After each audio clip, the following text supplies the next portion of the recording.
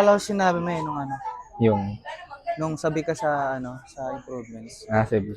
Kasi nga tawag doon, parang may napanood din ako na doon post. Parang sabi niya, hindi sa lahat masama yung parang pagiging alam mo yung sabik sa Mga, ganitong bagay. sa mga bagay na magpapabago sa'yo. Pababay. May ibang term kasi siya na ginamit doon na parang yung sabik sa parang anong tawag sa term na yun? Basta yung sabik ka sa mga bagay-bagay na kahit Parang curious. parang curious kayo, Curiosity, parang ganon. curiosity mo. Ako na, ganyan din ako before. Hmm. Sabi ko, medyo may takot pa ako noon mag-take ako. Parang may takot pa ako mag-take ng risk. Kasi nga, risk nga kung tatawagin Pero na-realize ko na, gusto ko maging ganito. Gusto ko magkaroon ng magandang buhay. Gusto ko magkaroon ng sariling bahay, kotse, ganyan. Sabi nga ni MJ Lopez before, build yourself for what you want. Di ba? Tama. Kasi, parang ngayon pa lang, i-build mo na yung sarili mo kung ano ka in the future. For example, gusto ko ganito ako mag-isip. Gusto ko ganito ako kagaling. Ngayon pa lang, i-build mo na para unti-unti na gumagaling pa. In the future, mas gagaling ka pa ng gagaling.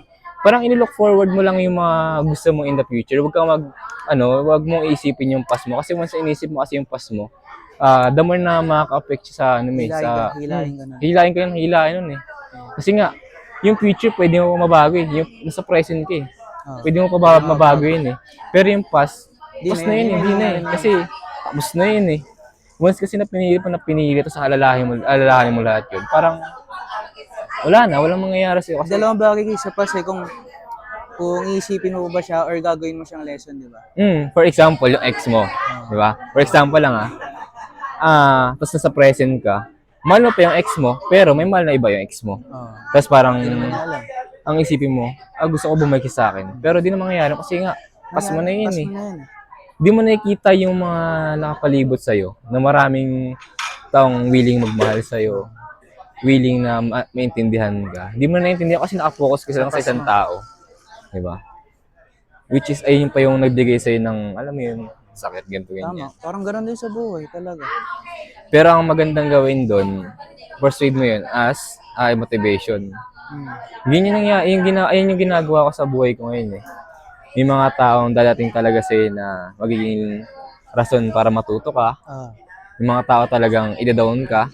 May mga tao talagang walang magtitiwala sa'yo. Pero after that, may isang tao maniniwala sa'yo. Sarili mo. Diba?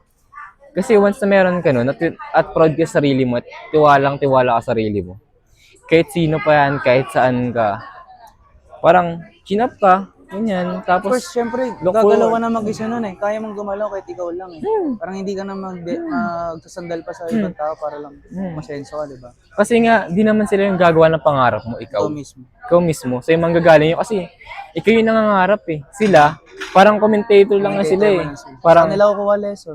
tas once, ang maganda pa nangyari nun, pre, bata ako, di ba? Nung bata ako nung bata ako, lagi nila ako parang minamaliit. Wala ka nang mararating, wala ka namang isip, bobo ka, ganito, ganyan. Pero ako, instead na umiyak ako, magmukmo ako, magrebelde ako, hindi. Sabi ko, gagawin ko lahat para maging proud kayo sa akin. In the future, magiging proud din kayo sa akin. And yung result nga, eto na. Nandito na ako. May nangyayari na, may progress na. Although hindi pa siya 100%, sabihin natin nasa, pa lang siya, 10% pa lang siya. At least, diba may progress ka? Diba? Dawi kung ano nga yung gusto mo sa buhay, kung ano yung gusto mong marating. Lagyan mo lang siya ng action. Kahit po unti-unti mo siyang ma-achieve. Walang masamang mangyayari. Natatawa kasi yun like tulad sa'yo. Siguro kung ibang tao yun, like ganun. Siguro, feeling nila, ba't ako binubuli ng ganito, napangkulang sa akin? Like, nagmumukmuk sila, nalulungkot sila. Nadali nila yun hanggang paglaki nila. Pero sa tao kasi na may tao kasi yan, tulad mo, na tinake mo siya sa motivation para maging ano ka kung ano ka ngayon, di ba? So yun, at least nagbunga lahat. Hindi yung parang tawag doon, hindi mo napatunayan sa kanila na kaya mo palang gawin yung ganitong bagay. Ngayon, at least, alam nila na, Ang okay, siya ano yung nga ganito. dun ang naging parang point of view nila. Si Paul, dati ganito yan, makulit. Ngayon, Nung bigla akong tumahimik, parang, si Paul, ganito na pala. Parang sobrang layo ng narating. narating. Ganito na pa siya mag-isip. Dati, parang puro laro lang, ganito ganyan, yun. Ibang-iba na talaga, paano yung tumayo, di ba? Paano yung pag-uusap sa tao. Kasi nga, parang nag-independent ako. Kahit sabihin natin may kasama ako sa bahay, parang yung thinking ko na, alam mo yun, yung porsigido talaga. Eagerness mo sa mga ganun bagay. Parang ganun. Kasi nga, if you have a goal, you need to achieve it. And lagyan mo na siya ng massive action. Kasi Dalaan ka talaga ng oras para dun. once na nangarap ka, tapos di mo siya lalagyan ng action, para ka lang nag-wish. Kasi nga, si God nagbibigay sa atin ng opportunity. Pero ikaw pa rin gagalaw. Pero ikaw pa rin mismo yung gagalaw. Yan lang. Tama naman. Kaya nga yun yung sinasabi ko sa mga kaibigan ko eh. Kung ano kayo ngayon, magbabago pa yun in the future. Lagyan nyo lang ng massive action, lagyan nyo lang ng consistency. Mag-start kayo sa malit na bagay kahit mahirap. Before, nung nag-start ako, di ko talaga alam kung saan talaga mag-start eh. Kung ano yung gagawin ko, kung ano yung pupuntahan ko. Parang unknown talaga sa akin lahat. Parang sobrang daming risk. Pero nung nagsimula ako na, what if sa sarili ko? Kasi kung di mo simulan sa sarili mo, paano ka pa in the future, di ba? Wala akong magbabago. Parang gusto ko yung mindset ko, parang ma-motivate yung iba na maging kagaya ko. Di naman totally kagaya ko. Para ma-motivate lang sila na kung ano yung buhay ko before, ngayon, unti-unti na nagbabago. May gagawin ka nilang motivation. Parang role model, parang kagaya ng MJ Lopez, ganun. Parang ipapakita ko sila na, si Paul dati nakatira sa ganito. Ngayon, may sarili ng bahay, mission sa sasakyan. Although against dati yung family ko na, alam mo parang ultimo yung pamilya mo, parang against sa mga plano mo sa buhay. Parang gusto mo yan, pangarap mo. Kasi nga, parang inisip nila na risky, ganito, ganyan. Yung mga magulang din naman na, alam mo yung pipigilan talaga yung anak nila na ma-achieve yung gusto nila. Although, muna nakikita nga ako doon, para sa akin, masakit yung kasi nga, naranasan ko na-experience ko. Pero sinasabi ko sa mga nakikilala kong gano'n, alam nyo, huwag kayong huminto. Patunayan nyo sa kanila na kaya niyong gawin. Kaya niyong gawin na kahit anong mangyari kay sino pumigil sa inyo, i-push nyo ng i-push kasi doon kayo matututo eh.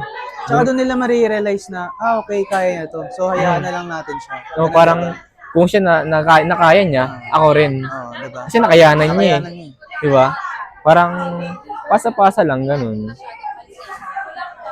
Kaya nga, lahat ng opportunity pumapasok sa akin last month, tinitake ko talaga. Ang ano ko nga, drain ko nga nun eh. Ha? Drain ka nga nun ng December. Oo. Okay na.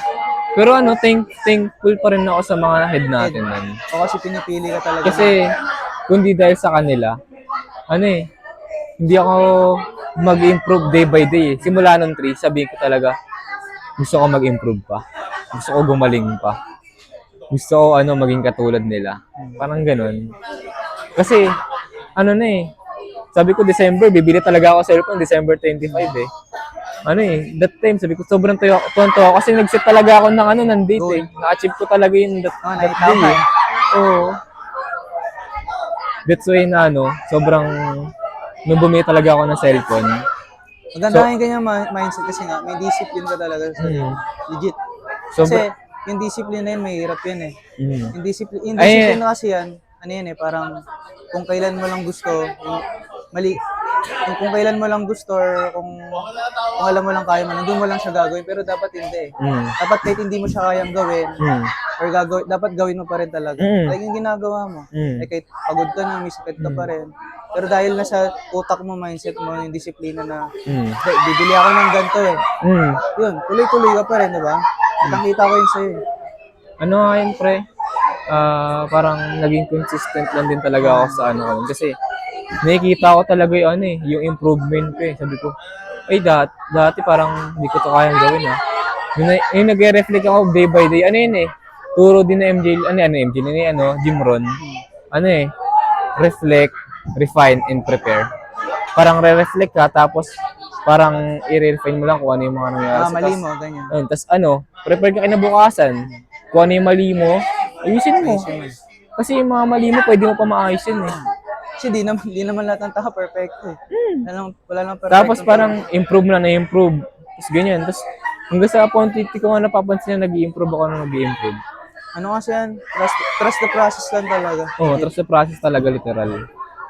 That's why na sobrang laki din talaga ng tiwala ko sa sarili ko na kahit mahirap yan. Sa umpisa lang mahirap yan, pero pag nakuha mo yan, Tuloy. men, ako nagsabi sa'yo, maintindihan mo talaga lahat.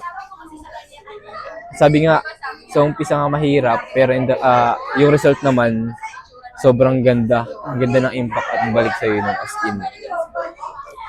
That's why na alam mo, kahit wala talagang sumusupport sa akin yan. Pero alam ko may mga taong hanggang sa mag-support sa akin, ayun yung nararamdaman ko. Yung mga taong proud sa akin kasi nga, naiintindihan nila kung ano yung kwento ko. Yung mga taong hindi naman nila naiintindihan kung ano yung kwento ko. Pero thankful pa rin ako kasi nagiging motivation ko sila. Di mo naman kailangan ipaintindi kwento mo sa kanila. Enough na yung kung ano ikaw ngayon. Oh, yun na yung nagbunga ka na eh. Di mo na kailangan paintindi pa sa kanila yun. Parang ano lang yun eh, parang wala ka naman dapat patunayan sa kanila, pero sarili mo meron. Napatunayan mo na. Oo. Kaya sobrang thankful talaga ako sa mga nangyayari sa akin. Sobrang grateful ako, as in. Sobrang saya ko. Yun naman, tuloy-tuloy mo lang yan. Ang kalaban mo lang dyan, distraction talaga. Oo. Yun lang yung kakalabanin mo. Ayun yung maganda doon. Na-train ko na siya, men. Yun dito papasok yung discipline mo na. Oo, na-train ko na siya. Hindi mo gagawin to. Pag sinabi ko talagang focus sa sarili ko, focus. Kung ano yung dapat gawin mo muna. Diba? Like, parang talaga na, parang yung discipline ko, nag-expand. Then, ano naman kasi, nakukuha naman kasi natin yan sa natin din. Oo, sa trabaho natin. Sa trabaho natin. Yung discipline talaga. Like, syempre, may sarili tayong tas sa trabaho eh. So, kung ano ka lang, doon ka lang talaga. Hindi mo pwede pakialaman yung iba, di ba? Parang gano'n. Pero sa akin, pag kailangan nila ng tulong, hanggat kaya kong tumulong. Then, nasa sa atin naman kasi ngayon. Kasi kung may tao na ayaw nilang tulungan, like gano'n, hindi talaga tutulungan. Pero kung willing ka naman, why not? Diba? Wala namang mawawala. Wala namang talaga mawawala as long as nakaya mo. Pero kung marami pang dating sa akin na opportunity, sobrang saya talaga. Hindi-take ko lahat yun, pre. Natawa na naman siya. Di men ngayon, i-manifest mo na lang this January. Tuloy-tuloy pa rin yung mo. Tuloy-tuloy? Hindi ka lang nagtatrabaho dahil sa pera. Dahil may puso ka. Alam mo ba, oh. ano yun, sinabi sa akin yun ni Ma'am Aling. Sabi niya, basta nagtrabaho ka, hindi lang dahil nakapokus sa pera. Dapat may puso rin. Dapat gusto mo yung ginagawa mo. Yung mga ganong klaseng advice, tinatatak ko talaga sa isip ko yun. Kasi kahit sabihin mo simpleng advice yun, pero makakatulong sa yun. Kasi danas nila yan eh. Alam nila yung ganong bagay. Sabi nga, mas okay na sumama ka sa may mga experience kasi sa mga wala pang experience, yung puro kwento lang. Kaya nasabi lang din sa akin ng mga maraming kasama ko yun eh. Parang masabi mo na, sumama ka sa may alam kaysa walang alam. Kasi sa may alam, matututo ka, sa walang alam, may natutunan ka, pero hindi naman nila naranasan. Di ba? Parang kwento-kwento lang, gano'n. Parang yung sinasabi lang ng MJ Lopez, na if you want to have a lot of opportunity or gusto mo mag-improve sarili mo, gusto mo yumaman, sumama sa tao mayaman. Huwag sa mahirap, di ba? Kasi pura kwento lang yun eh. Pura negative thoughts pa yung bibigay sa'yo, di ba? Parang pumili ka ng good community. Sa environment mo talaga. Yun.